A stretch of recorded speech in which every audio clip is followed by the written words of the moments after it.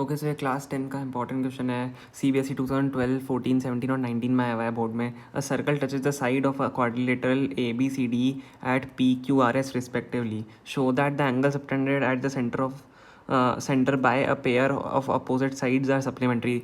ठीक है, तो देखो पहले ये बना लेते हैं हम, एक सर्कल बना लेते हैं। ठीक है, और इसको चारों साइड से एक क्वाड्रिलेटरल टच कर रहा है ABCD एट PQRS। ठीक है,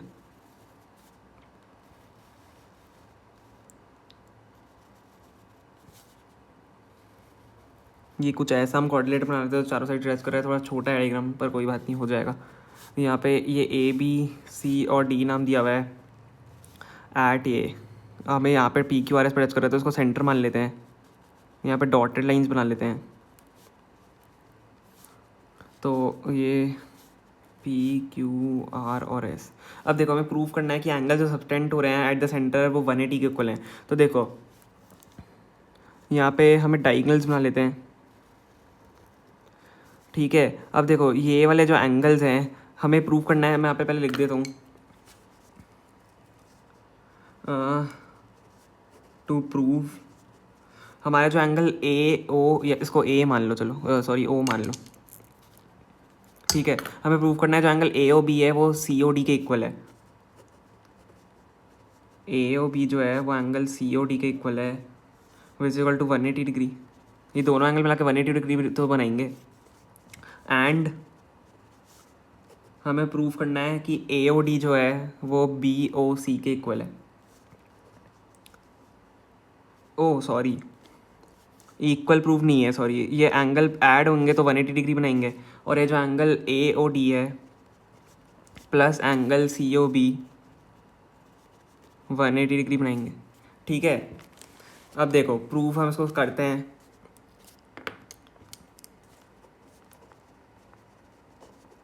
इसको प्रूफ कैसे करेंगे? अब देखो इन एंगल्स को हम या तो नाम दे देते हैं।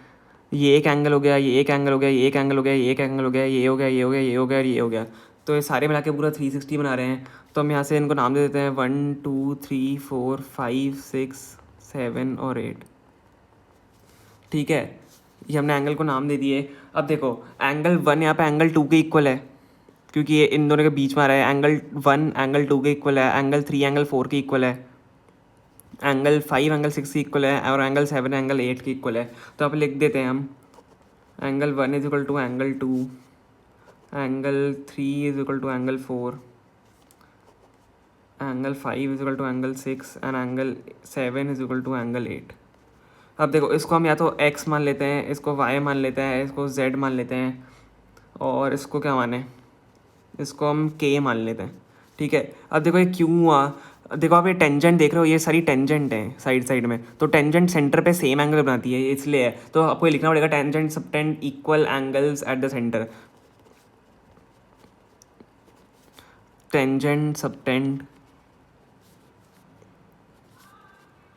Equal angle eight the centre.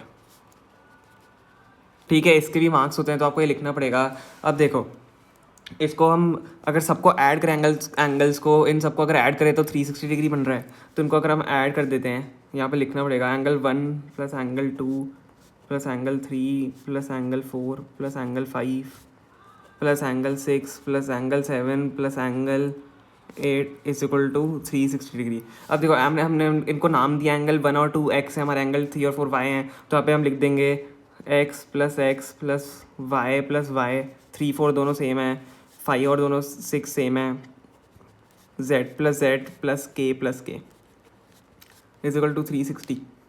ठीक है, अब देखो ये हो गया 2x plus 2y plus 2z plus 2k is equal to 360 degree. और यहाँ पे ये हम यहाँ से अगर 2 कॉमन ले तो x plus y plus z plus k is equal to 360 degree आ जाता है हमारा। और x plus y plus z plus k हमारा हो जाएगा यहाँ पे 180 डिग्री। ठीक है, अगर यहाँ तक आप आ गए तो आपका क्वेश्चन जल्दी से सॉल्व हो जाएगा। अब देखो जो एंगल COD है हमारा, यहाँ पे पहले देखने का है, जो एंगल COD है ये 2 + 2 और 3 है, और जो एंगल ए ओ बी है वो 7 + 6 है, तो इन दोनों को ऐड करके हमारा 180 आता है। तो हम इसको देख लेते हैं, 2 और 3 + 7 + 6। तो एंगल हम ये अगर चारों ऐड कर दें,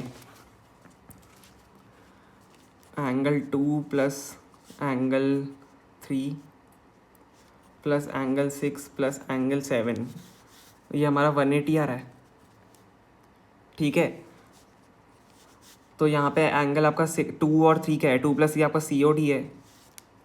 यहाँ पे देखो एंगल 2 + 3 सी ओ डी है, ये रहा एंगल 2 + 3 सी ओ डी है, और एंगल 7 + 6 आपका ए ओ बी है।